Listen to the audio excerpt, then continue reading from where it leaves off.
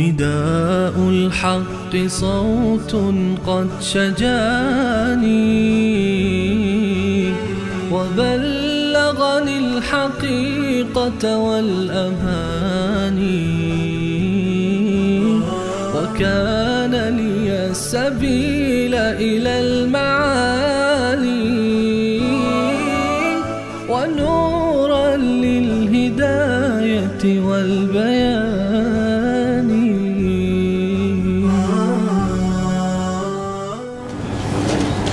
أعوذ بالله من الشيطان الرجيم.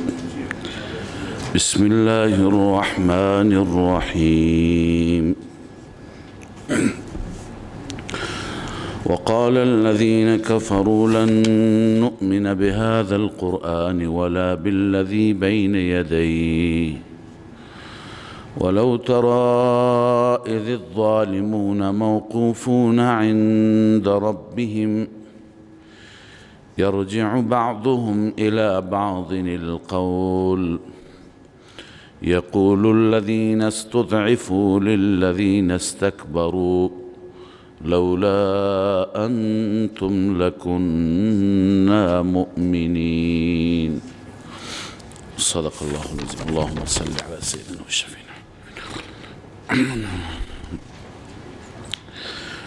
قبل از این آیه یک آیه‌ای که قبلا خونده شد و در تفسیرش مقداری ابهام هست، ولا تنفع الشفاعة عنده الا لمن اذن له، در رابطه با این مقداری توضیح عرض کنم که خدمت شما عرض کردیم این در رابطه با نفی شفاعت محبت است.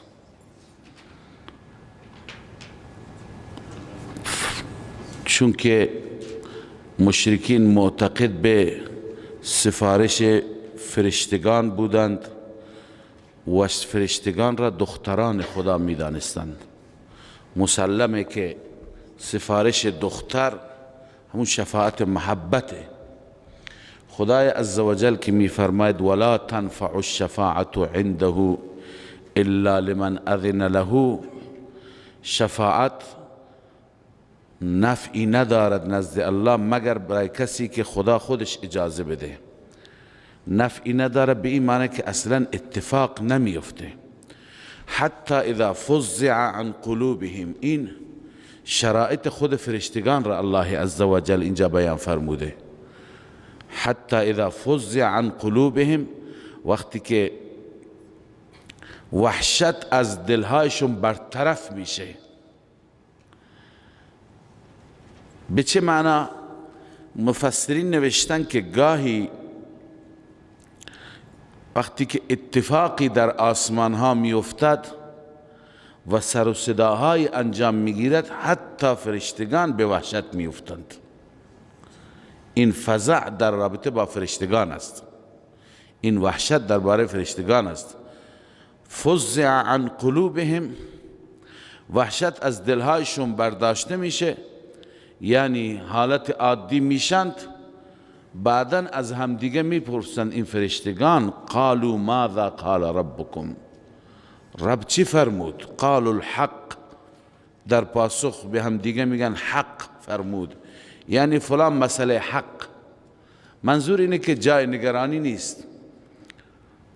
پس فرشتگان با وجودی که مقربان خدای عزوجل هستند، خودشون هم وحشت زده میشند. بنابراین مخلوقی که چنین وحشت زده بشه، اون چطور میتواند که قدرتی داشته باشد یا شفاعت بالمحبت داشته باشد؟ تفسیر درست این آیه اینه. حال وقال الذين كفروا لن نؤمن بهذا القرآن، بعد از اینکه دلائل خوانده شد زجر و تخویف اخروی هست برای کفار که با وجود این همه دلائل ایمان نمی آورند و میگویند قال الذين كفروا لن نؤمن بهذا القرآن، نه ما به این کتاب و به این قرآن ایمان داریم، ولا بالذی بین یدیه، و نه به کتاب هایی که قبل از این بودند. یعنی نه قرآن قبول داریم، چون که قرآن بار بار و جای جای از تورات از انجیل حواله میده و نقل میکند و به عنوان یکی از دلائل یاد میکند. لذا مشرکین میگفتند نه قرآن را قبول داریم و نه اون کتاب هایی که قبل از این بودن، ولا بالذی بین یدیه، اون کتابی که جلو این بوده. خب الله عزوجل تخویف بیان می فرماید برای کسانی که منکر کتاب های آسمانی هستند. ولو ترى اذ الظالمون موقوفون عند ربهم، اگر ببینی تو زمانی که ظالمان ایستاده هستند، مراد ظالمان مشرکان هستند، موقوفون عند ربهم ایستاده هستند نزد پروردگارشان، یرجع بعضهم الى بعض القول، این به صورت اجمال است، بعضی به بعضی سخن را برمیگردن، به این معنی که با هم دیگه جر و بحث میکنند، با هم دیگه گفتگو میکنند و همدیگر را ملامت می کنند. یرجع بعضهم الى بعض القول، از نظر سخن با همدیگه بحث می کنند، همدیگر را ملامت می کنند. این اجمالش. تفصیلش اینه یقول الذين استضعفوا للذين استكبروا، میگویند آنهایی که مستضعف قرار گرفتند، یعنی ضعیف قرار گرفتند، منظور تابعین هستند، مریدان هستند. للذین استکبروا، به مستکبرین میگن، به متبوعین، به رؤسای کفر شرک میگویند. چه میگویند؟ لولا انتم لکننا مؤمنین، اگر شما نبودید ما مؤمن میشدیم. شما مانع ایمان ما شدید، شما نگذاشتید که ما قبول بکنیم صحبت و حرف انبیا را، ما را به بیراه کشیدید. قال الذين استكبروا للذين استضعفوا، مستکبرین میگویند، رؤسای کفر، رؤسای شرک، مرشدان کفر میگویند به تابعین خودشان، به ضعفا میگویند انحن صددناكم عن الهدى، آیا ما شما را باز داشتیم از هدایت، بعد اذ جاءكم، بعد از اینکه هدایت پیش شما آمد، مگه ما شما را باز داشتیم؟ بل کنتم مجرمین، شما خودتون مجرم بودید، شما خود جرم کردید، خود کاری کردید، چرا به گردن ما میندازین؟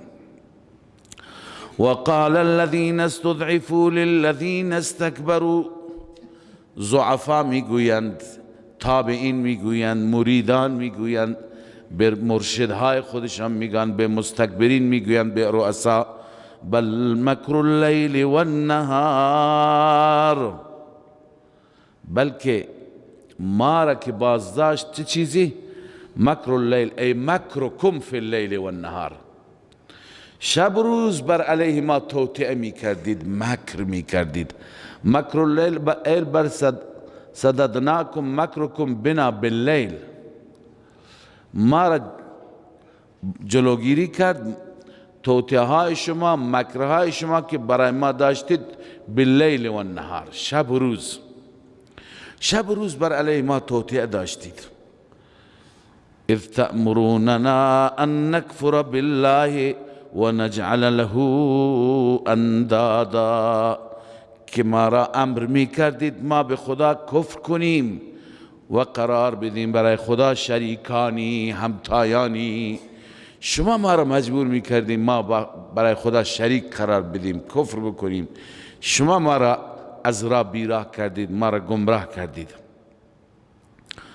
هر دو همدیگر را ملامت می کنند، گناه را به گردن همدیگه میندازن، ولی و اصر الندامت لما رأوا العذاب، وقتی که عذاب را میبینند چیکار میکنن؟ خودشون را ملامت میکنن. اما اسروا به معنی مخفی کردن است. اینکه خود را ملامت میکنند و خود را گناهکار میدانند، این را جلوی همدیگه علنی نمیگن. اسروا اینجا به معنی مخفی کردن است. مخفی میکنند، پوشیده از همدیگه پوشیده نگه میدارند. وجعلنا الاغلال فی اعناق الذین کفروا. الله عزوجل میفرماید در گردنهای این نوع کفار ما طوقها را میندازیم. طوقهایی که به گردنشون انداخته میشه و اونها را به جهنم میبرند. هل یجزون الا ما کانوا یعملون. اینها پاداش داده نمیشوند، به کیفر اعمالشان نمیرسند مگر اونچه که عمل کردند، یعنی به قدر عملشون به اونها جزا داده میشه. و ما ارسلنا فی قریة من نذیر الا قال مترفوها. تخویف دنیوی هست و علت عذاب را الله اینجا بیان میفرماید که ما در گذشته هر نذیری فرستادیم، هر فرستاده فرستادیم، هرگاه که پیامبرانمون را فرستادیم ابتداءً انسانهای مرفه، انسانهای خوشگذران، انسانهایی که دنبال عیش و نوش بودند، اونها انکار کردند، اونها کفر کردند. چون که رسالت انبیا با نوع زندگی اونها که تعیش از خوشگذرانی هست در تضاد و تناقض بود. و ما ارسلنا فی قریة من نذیر. در هیچ قریه هیچ پیامبری نفرستادیم، هیچ فرستاده و ترساننده نفرستادیم الا قال مترفوها، مگر خوشگذرانها گفتند. اونهایی که زندگی طرف داشتن، زندگی خوشگذرانی، اونهایی که فقط دنبال هوا و هواس مادیات، گفت انا بما ارسلتم به کافرون. آنچه که شما برای آن فرستاده شدید ما اون را قبول نداریم، منکریم. و چه چیزی اونها را وادار به این کفر کرد؟ و قالوا نحن اکثر اموالا و اولادا. خداوند عزوجل سرزنش میفرماید آنان را که میگفتن ما از نظر مال و اولاد بیشتر هستیم از اونهایی که ایمان آوردن. نحن اکثر اموالا و اولادا، تفسیر جلاله نوشته ممن آمنه، از اونهایی که ایمان آوردند اونا کمتر مال دارن ما بیشتر داریم، اونا کمتر فرزند دارن ما بیشتر داریم. و ما نحن بمعذبین، ما عذاب داده نمیشویم در دارین. چون که خداوند ما را اعزاز کرده، ما را احترام کرده، به ما همه چیز داده، معلوم میشه که ما را دوست داره. سوء فهم اینها، غلط فهمی اینها در این بود که مال که داشتن فکر میکردن محبوبیت هم دارند. فاما الانسان اذا ما ابتلاه ربه فاکرمه و نعمه فیقول ربی اکرمن. انسان عقیدهش اینطور خرابه که خدا بهش میده مال، چیزی میده، میگه ربی اکرمن، خدا مرا اکرام کرده. مال داشتن و مال دادن به کسی این دلیل اکرام نیست. انسان یعنی دیدگاهش اینطور خرابه. اما اذا ما ابتلاه ربه فقدر علیه رزقه فیقول ربی اهانن. خدا اگر کسی امتحان بکنه کم بهش بده میگه مرا خدا اهانت کرد، خدا مرا ذلیل کرده که به من چیزی نداده. یعنی انسان اینقدر کم فکر و کوتاه فکره که مدار عزت را بر مال میدانه. اگر مال داره فکر میکنه عزت داره، اگر نداره فکر میکنه عزت نداره، در حالی که این غلطه. این دیدگاه غلطی هست. این دیدگاه مشرکینه. ببینید اونها میگفتن نحن اکثر اموال و اولادا و ما نحن بمعذبین. الله میفرماید این تقسیم رزق بر اساس خوبی و خرابی تون نیست. خدا اگر به یکی بیشتر داده دلیل محبوبیتش نیست، به یکی اگر الله هیچ نداده دلیل مبغوضیتش نیست. این تقسیم بر اساس حکمتهای دیگری است که الله خودش میدانه. قل ان ربی یبسط الرزق لمن یشاء و یقدر، همانا رب من، پروردگار من فراخ می کند رزق را برای کسی که بخواهد، و یقدر و تنگ می کند، ولكن اکثر الناس لا یعلمون، اما اکثر مردم نمیدونن. اکثر مردم فکر میکنن داشتن یعنی عزت، نداشتن یعنی ذلت، داشتن یعنی مقبولیت، نداشتن یعنی مبغوضیت. نه اینطور نیست. ما مسلمان ها هم عموما فکرمون همینه. یکی را که خدا داده، مال داده، میگیم خدا بهش عزت داده، در حالی که اگر دین داشت بگیم عزت داده. خدا کسی را عزت میده که به او دین بده، به او تقوا بده. هر که تقوا دارد، دین دارد، توحید دارد، خدا عزتش داده، ولو اینکه شام شبش را ندارد. ولكن اکثر الناس لا یعلمون، اما اکثر مردم نمیدانند. و خدای عزوجل میفرماید، بازم توبیخ است، این مال شما و اولاد شما سبب قرب شما به خدا نمیشند. و ما اموالکم ولا اولادکم بالتي تقربكم عندنا زلفا، مال شما و اولاد شما نیستند آن چیزی که شما را نزدیک بکنن نزد ما، نزدیک کردنی. زلفا مفعول مطلق تقربهم هست من غیر لفظه. چه چیزی شما را به ما نزدیک میکنه؟ چه چیزی باعث قرب شما میشه؟ الا من آمن و عمل صالحا، مگر کسی که ایمان بیاورد و عمل صالح انجام بده، این سبب قرب میشه. مال داشته باشی یا داشته نباشی. چه بسا فقرا هستن خیلی به خدا نزدیکن و خیلی ها هم از مالداران هم به خدا نزدیکند. بستگی به این دو اصل داره، آمنه و عمل صالحا، توحید، اعتقاد درست، عمل درست. این دوتا که بود، این انسان قرب خدا را حاصل میکنه، چه داشته باشه یا داشته نباشه.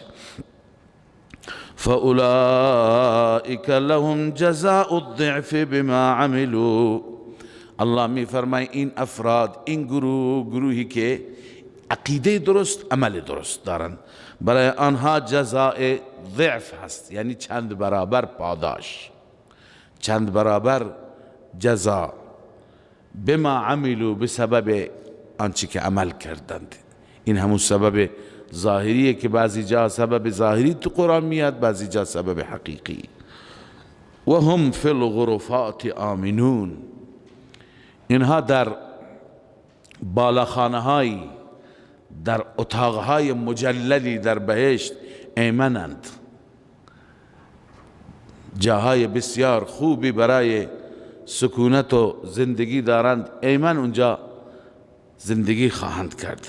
اما والذین یسعون فی آیاتنا معاجزین اولئک فی العذاب محضرون، در مقابل اینها زجر و تخویف اخروی است. در مقابل ایمان و عمل صالح کفر و شرک است و عمل طالح است، عمل سو است. اونها کیفرشان؟ والذین یسعون فی آیاتنا معاجزین، آنانی که تلاش میکنن در آیات ما.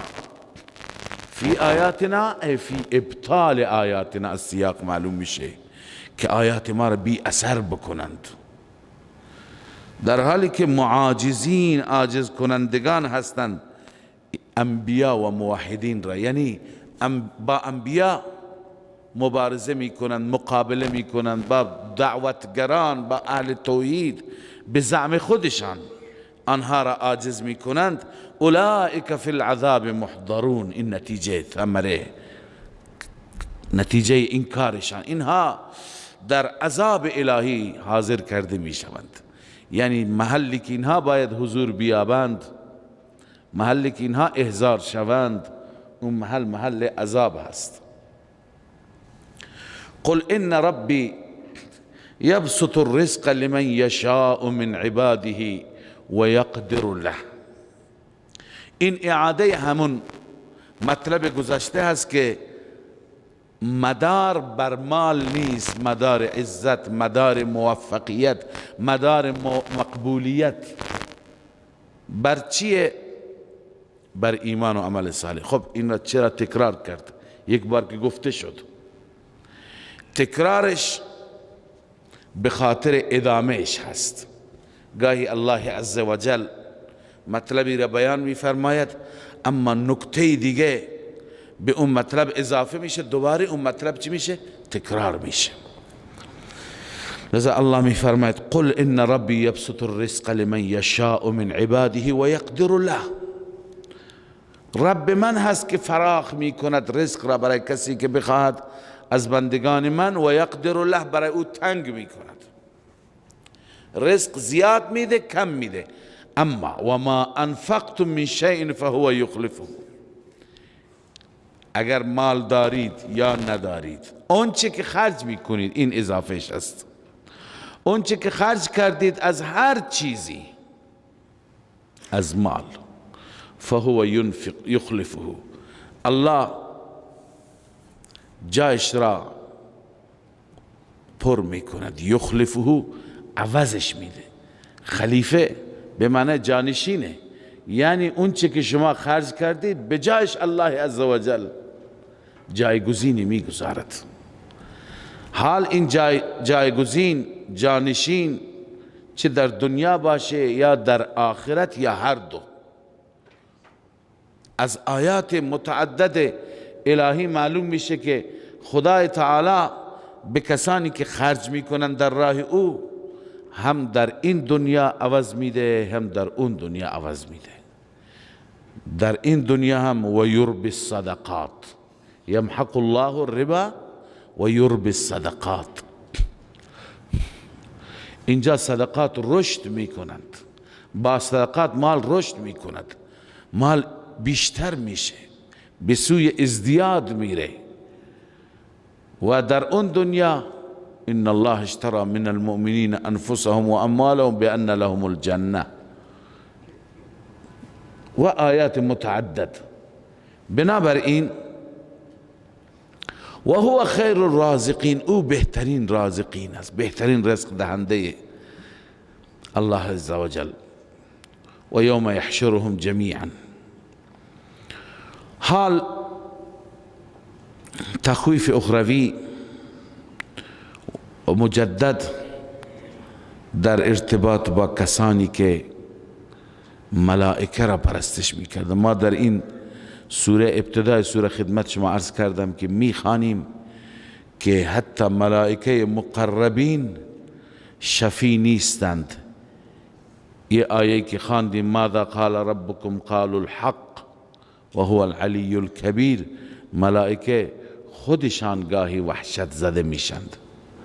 و در اینجا میخوانیم که خداوند بازخواست میکند، میپرسد از ملائکه شما گفتید که شما را عبادت کنه، یا اینکه آیا شما را عبادت میکردند؟ چون مشرکین مدعی بودند که ما گاهی ملائکه را ملاقات میکنیم، آنها را میبینیم و اونها تایید میکنند اینکه ما اونها را چی میکنیم؟ عبادت میکنیم. ولی ملائکه در روز قیامت انکار میکنند و چه جواب میدن؟ توجه بفرمایید، این آیه محل تعمق دارد. ابتدا ترجمه و یوم یحشرهم جمیعا، روزی که همگی را الله حشر می کند، همگی را از قبرها بلند می کند.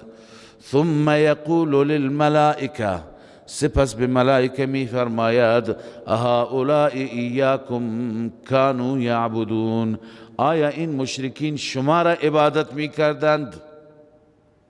قالوا سبحانک، آنها میگن بار اله تو پاکی، ای تنزیهه عن الشرکاء مطلقا، مطلق تو از هر شریک پاکی. انت ولینا من دونهم، تو هستی ولی ما، تو هستی حامی ما، نه اونها. یعنی انت ولینا به چه معنی هست؟ علامه علوسی نوشته ای انت الذی نوالیه من دونهم، بار اله تو اون ذاتی هستی که ما تو را به عنوان ولی انتخاب کردیم، نه اونها را. لا موالات بیننا و بینهم، بین ما و بین آن مشرکان هیچ نوع موالاتی نیست، هیچ نوع دوستی، هیچ نوع رابطه و حمایتی وجود ندارد. پس چیکار میکرده اینها؟ بل کانوا یعبدون الجن، بلکه اینها عبادت میکردن جنات را. اکثرهم بهم مؤمنون، اکثر اینها به جنات ایمان داشتند. پس ملائکه میگه اینا جنات را پرستش میکردن. چطور جنات را پرستش میکردن؟ ببینید بعضی گروه ها بودند که اصلا مستقیما جنات را عبادت میکردن. مثل یک قبیله بود از بنو خزاعه. بنو خزاعه تیره بزرگی از عرب است، شاخه بود به نام بنو ملیح. اینها میگفتن ما جنات را عبادت میکنیم و اصلا شعارشون بود عبادت جنات. اونها با افتخار هم میگفتند. ولی اینجا این عبادت مراد نیست. عبادت جنات بر دو قسم است، یکی لزوما، یکی التزاما. لزوما اینه که انسان تمام عبادتی که برای معبودان انجام میده به دلیل وسوسه‌ای که شیاطین و جنات انجام میدهند، اینها را عرض کنم که عبادت میکنند، ولی قصداً و اختیاراً نه. اما التزاما اینه که با اراده و قصد خودشون جنات را هدف قرار بدن، بگن بله ما جنات را عبادت میکنیم. همون گاهی میرفتن به بیابان ها میگفتند که اعوذ بسید هذا الوادی من شر سفهاء قومه. مقصوداً، قصداً، التزاما جنات را عبادت میکردن. اما اکثر مردم که جنات را عبادت میکنند لزوما عبادت میکنند، یعنی به دلیل وساوس اونها و به دلیل خداع و فریب اونها هست. مفسرین نوشتن که جنات خودشون را به اشکال مختلفی در می آوردن و پیش اینها می آمدند به نام فرشته ها، می گفتن ما فرشته ها هستیم. اینها به گمان اینکه اینها فرشته ها هستند اونها را عبادت می کردند. لذا جن بود که فریب می داد اینها را، پس به نام فرشته می آمد. همینطور در اکثر آستانه ها، مزارات، بتکده ها و بتخانه ها، اونجایی که در واقع ایستگاه شرک است و محل شرک است، اگر گاهی اونجا بعضی آثار مشاهده میشه، مثلا کسی میبینه نوری بود، کسی حرکتی میبیند، کسی صدایی میشنود که میگه صدای غیبی بود، نوری بود، فلان بود، یا یک انسان میبین که در وجودش تأثیری آمد، تحولی آمد، یه انسانی دستش کج بود راست بود، دهنش کج بود راست شد، یا یک انسانی میخواد تعرض بکند به اون مرکز، به اون آستانه، میبینیم ضربه میخورد، سرش میشکنه، پایش میشکند. اینا همه شیطنت جنات است. ما قبلا روایتی خواندیم که حضرت خالد ابن ولید رضی الله تعالی عنه از سوی رسول الله صلی الله علیه وسلم مأموریت پیدا کردن که عزا را از بین ببرن، بت عزا را. اونجا وقتی که رفتند با جنیه مواجه شدند که واویلا میکرد و دست به سر میزد و خارج شد. موهای ژولیده ای داشت که حضرت خالد رضی الله تعالی به اون جنیه حمله کرد. او را سرش را جدا کرد که بعدا ناپدید شد و اصطلاح اون را از بین برد، کشت. و رسول الله فرمود اصل عزا همین بود، این همه زمان مردم را فریب میداد، مردم را گمراه کرده بود. منظور اینه که جنات و جنیات اونجا حلول میکنند در محله هایی که مردم میرند شرک میکنند، مردم میرند خرافات میکنند و مردم را فریب میدن. گاهی امکان داره کسی بگه من خودم در بیداری به چشمان خودم دیدم فلان ولی را. گاهی جنات به اشکال مختلفی بیان برای گمراه کردن انسان. و خواندیم در سوره غالبا سجده بود، حامیم سجده بود، که گاهی در خوابشون هم میاند. و قیضنا لهم قرنا فزینوا لهم ما بین ایدیهم و ما خلفهم. تمام اعمال شرکیشون را جلو چشمان اونها برای اونها آراسته میکنند. پس جنات که در واقع همون شیاطین هستند، اینها کارشون شب و روز انحراف هست، به انحراف کشیدن است، چه به صورت خواب چه به صورت بیداری. گاهی به نام ولی خودشون را عنوان میکنند، به نام امامی، به نام فرشته‌ای، به هر عنوانی میخوان مردم را به سوی عبادت غیر الله و مردم را به سوی ترویج شرک و ترویج مناسبات شرک ببرند. پس اینجا هم فرشتهان هم میگویند که بل کانوا یعبدون الجن، بار الها اینها جنات را عبادت کردن. عرض کردم بعضیا رسما و استقلالا عبادت میکردن، میگفتن ما بندگان جنات هستیم، ولی بعضیا ناخواسته به نام دیگران ولی عبادت میکردن جنات را.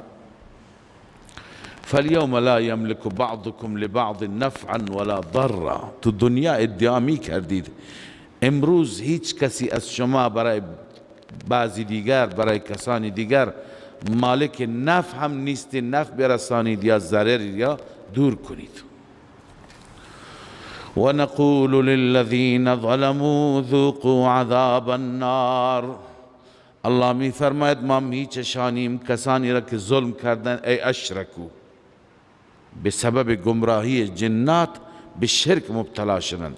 ذوقوا عذاب النار، عذاب آتش را بچشید، التي کنتم بها تکذبون، اون عذابی که شما این را تکذیب میکردید، در دنیا انکارش میکردید، الان ببینید. و اذا تتلى علیهم آیاتنا بینات قالوا ما هذا الا رجل. آنچه که در آیات گذشته بود زجر و توبیخ بود، سرزنش بود در رابطه با توحید، و اینجا زجر هست، توبیخ هست در ارتباط با موضوع رسالت.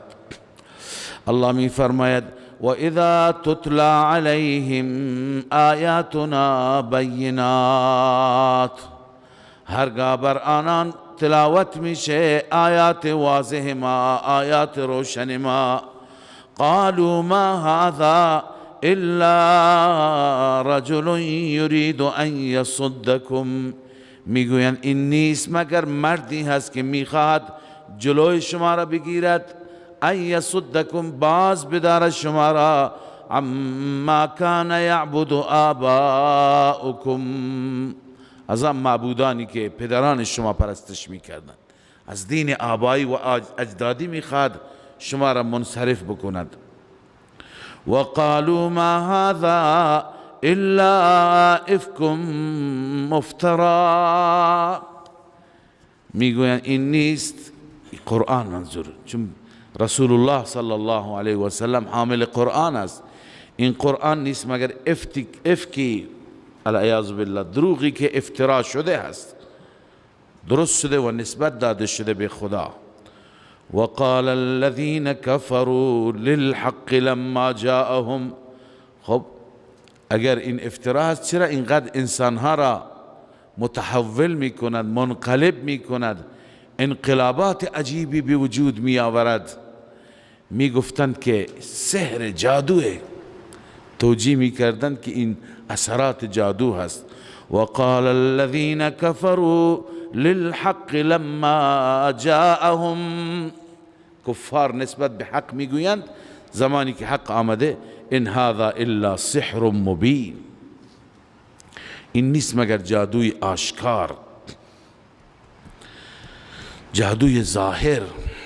الله می فرماید و ما آتیناهم من کتب یدرسونها و ما ارسلنا الیهم قبلک من نذیر. منظور این آیه اینه که آنچه که میگویند بر اساس چی میگویند؟ بر اساس یک دلیل نقلی، کتابی قبلا بوده که اون کتاب را میخوانده از روی اون کتاب میگویند، یا قبلا پیامبری دعوتگری برای اونها فرستاده شده با توجه به صحبتهای او به جملات او این نمیگویند؟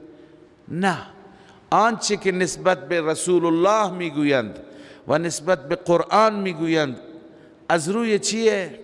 از روی لا علمی هست، از روی دلیل نیست، از روی ضد و عناد هست. پس مبتنی بر هیچ دلیلی نیست این گفته اونها، سخن اونها. و ما آتیناهم من کتب یدرسونها، ما آنان را کتابهایی ندادیم که اونا را بخوانند و از روی کتاب بگند. و ما ارسلنا الیهم قبلک من نذیر، و ما قبل از شما هم به سوی اینها هیچ پیامبری نفرستادیم که اینها در پرتو تعلیمات اون پیامبر بیایند شما را انکار بکنند، کتاب خدا را انکار بکنند. حال وقتی که اینها از روی تعصب محض، از روی عناد و با توجه به لاعلمی و جهل محض انکار می کنند، پس مواظبشون باشند که عذاب هم نزدیکه.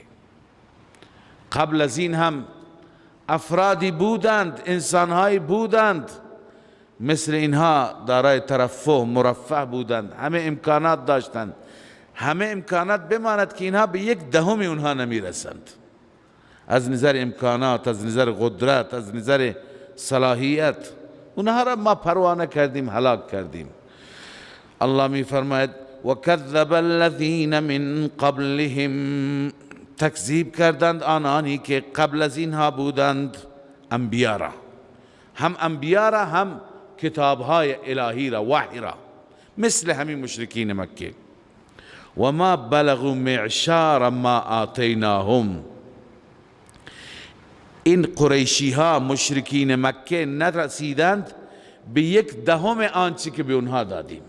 معشار چی را میگند؟ یک دهم. از چه نظر؟ از نظر قوه مالی، بدنی، طول عمر. جلالین نوشته یعنی اینها از نظر مالی به اونها نمی رسید. کانوا اکثر اموالا، نه کانوا اشد منهم قوتا، از نظر قوت از اینها قوی تر بودن، و اکثر اموالا، از نظر مال بیشتر داشتن، باغات اونها، امکانات اونها خیلی بهتر از اینها بود.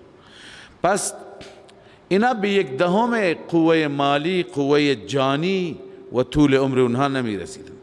اما فکذبوا رسلی، آنان با وجودی که اقویا بودند رسول من را تکذیب کردند. فکیف کان نکیر، چگونه سخت شد عذاب من، یعنی گرفت من، مؤاخذه من. نکیر اون چیزی را میگن که انسان منکر باشه، نپسندد، کنایه از عذابه، یه چیزی ناپسندی است، هیچ که نمیخواد. لذا اینها اگر تکذیب میکنند خب منتظر باشند. قل انما اعظكم بواحدة ان تقوموا لله، جا ترغیب است، هم ترغیب به سوی توحید و هم ترغیب به سوی رسالت است. الله عزوجل چندین طریقه برای تبلیغ در این سوره مبارکه دارد، چندین روش، یکی دیگر از روش هاست. الله تعالی می فرماید که ای پیامبر به آنان بگو انما اعظکم بواحدة، ای بکلمة واحدة، من فقط یه جمله به شما میگم، یک کلمه به شما میگم، موعظه میکنم، روی همین شما فکر کنید. اون چیه کلمه؟ ان تقوموا لله مثنى و فرادا، این که برای خدای عزوجل قیام کنید، بیستید، دو نفر، مثلا دو نفر، فرادا تنهایی، یعنی هر طوری دوست دارید بلند شید برای خدا و فکر کنید که این پیامبر و این فرستاده الله را که شما میگید جنون داره، دیوانه هست، در طول زندگیش کدوم حرکتش جنون آمیز بود؟ کجا حرکتی از خود نشان داد که اثر جنون و اثر دیوانگی باشه؟ در جای دیگه از قرآن داریم که الله عزوجل به پیغمبرش میگه فقد لبست فیکم عمرا من قبله افلا تعقلون. ای مخاطبان، ای قریش، من یک عمر در میان شما زندگی کردم، شما عقل ندارید، خرد ندارید، شما درباره سابقه من نگاه بکنید، من کدوم ایراد و کدوم اشکال را داشتم؟ فقد لبست فیکم عمرا من قبله افلا تعقلون. اینجا هم الله عزوجل می فرماید به خاطر خدا دو نفر، یک نفر، منظور خالی از تعصب، قیام کنید ثم تتفکروا، بعدا فکر بکنی با خودتون، بیاندیشید آخه چرا این کار میکنید؟ آخه عیب کار کجاست؟ اشکال کار کجاست؟ این پیامبر را که بهش میگید دیوانه، العیاذ بالله، سابقهش، زندگیش، گذشتهش، بیوگرافیش جلوی شما هست. کدوم زمان، کدوم وقت بود که حرکت نابجای انجام داد؟ ثم تتفکروا ما بصاحبكم من جن، تتفکروا فتعلموا، که فکر کنید میدانید، به این نتیجه میرسید که ما بصاحبكم من جنه، این همراه شما، صاحب شما یعنی رسول الله صلی الله علیه وسلم هیچ نوع جنونی ندارد، هیچ سوی سابقی و هیچ لکه سیاهی شما نمیتونید در زندگی گذشتهش پیدا بکنید. ان هو الا نذیر لكم بین یدی عذاب شدید، این کارش چیه؟ شما را میترساند از عذاب شدیدی که بین یده، پیشا پیش است، جلو هست. از اون عذاب بترسید، اینقدر جری نباشید. پس ببینید این پیامبر سابقهش چیه و چی داره میگه، چی میخواد از شما، از چه چیزی شما را بیم میده، میترساند. آیا این تبلیغی که میکنه برای خودش منفعتی داره؟ از شما پول میگیرد، از شما حقوق میگیرد، در عوض چیزی میخواد؟ قل ما سألتكم من اجر فهو لكم،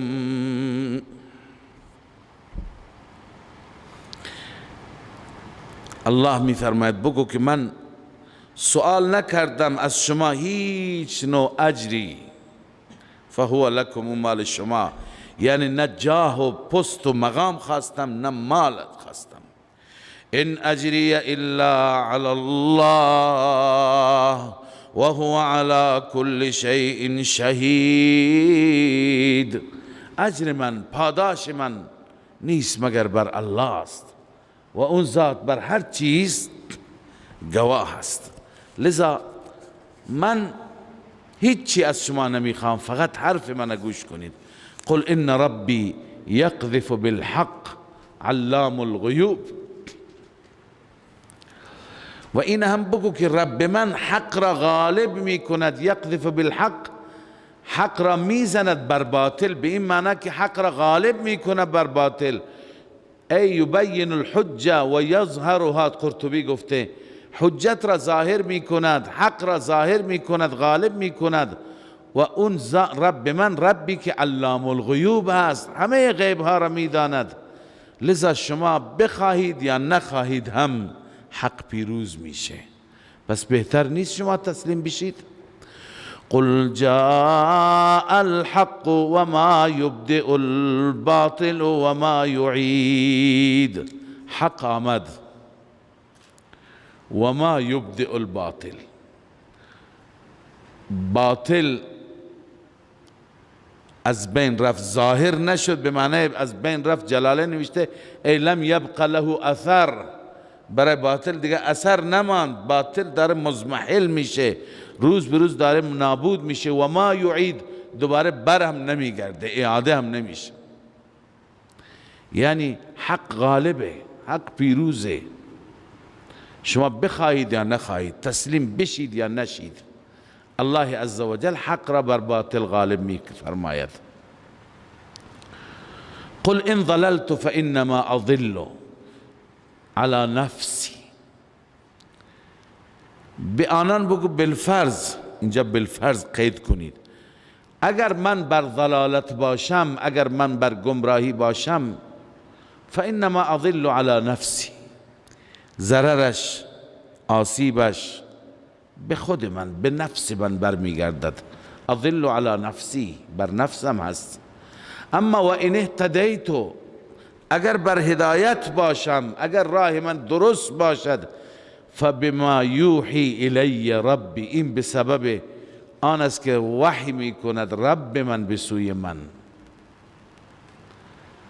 پس من از سوی خودم نیستم، از سوی ربم و به سبب وحی ربم به شما دارم میگم. انه سمیع قریب، بدون شک رب هر چیز را شنواست و نزدیک به من و شما. بنابراین نه همه طرق تبلیغ هستن و روش های گوناگون هستن برای اینکه ایمان بیاورند، اما الله عزوجل می فرماید جای ایمان می آورند که دیگه فایده ای نداره، دردی را دوا نمی کنه.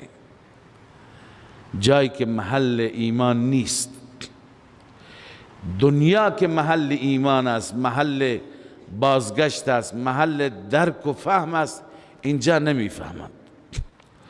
ولو ترى اذ فزعوا فلا فوت واخذوا من مكان قریب، این تخویف اخروی است.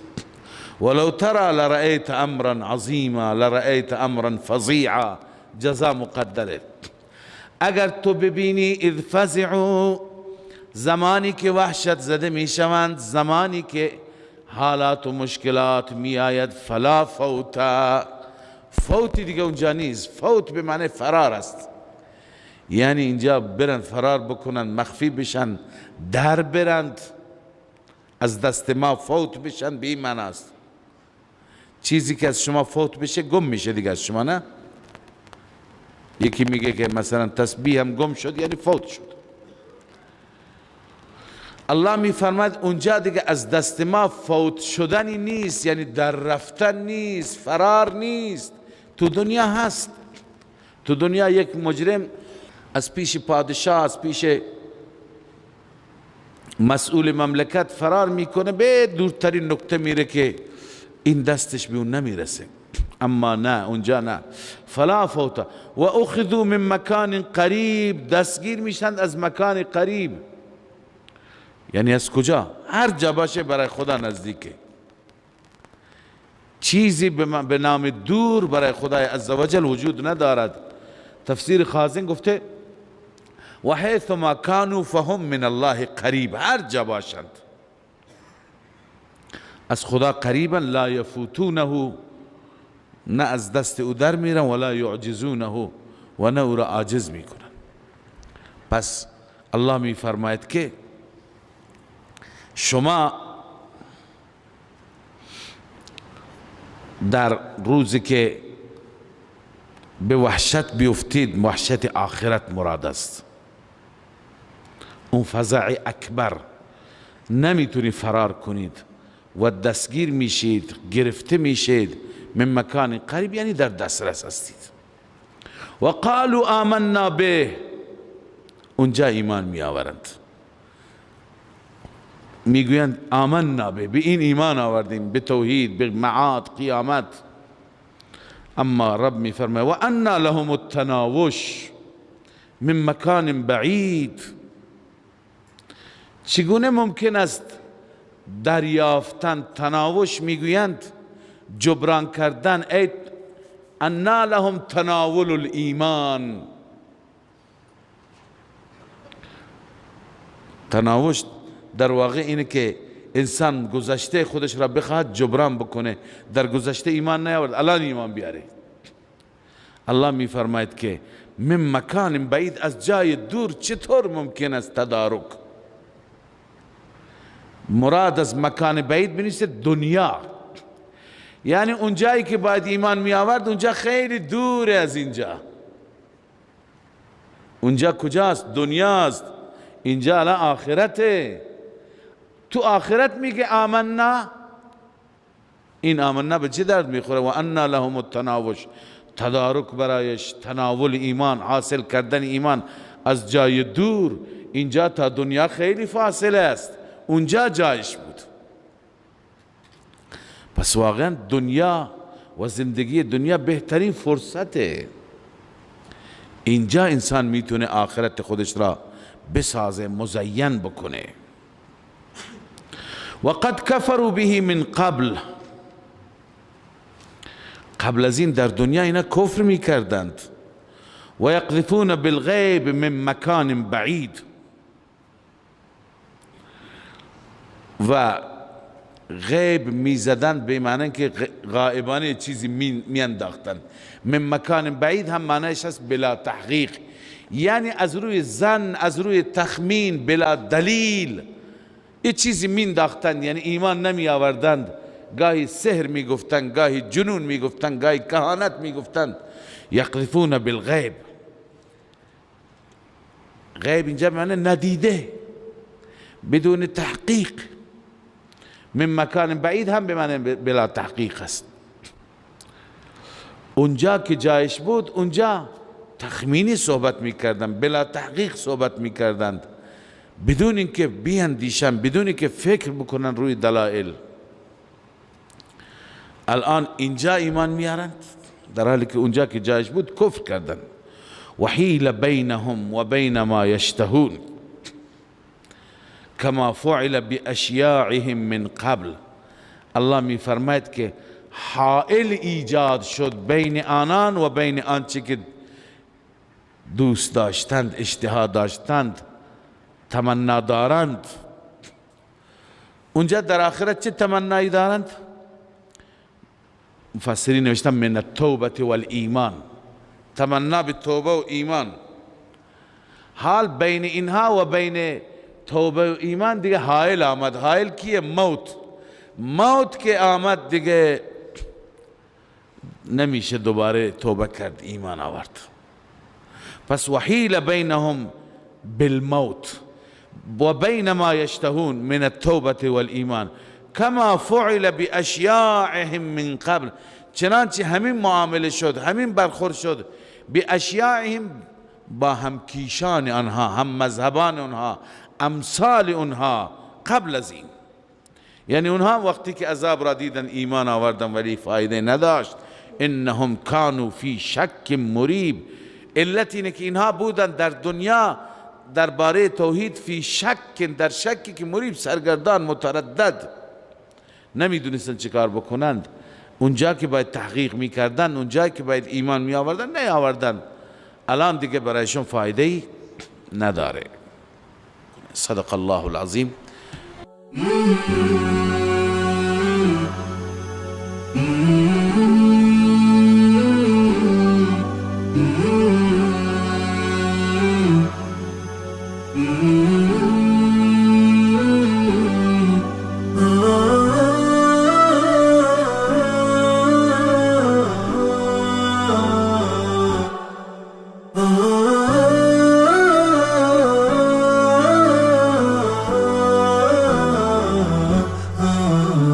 نداء الحق صوت قد شجاني وبلغني الحقيقة والأماني وكان لي السبيل إلى المعالي ونورا للهداية والبيان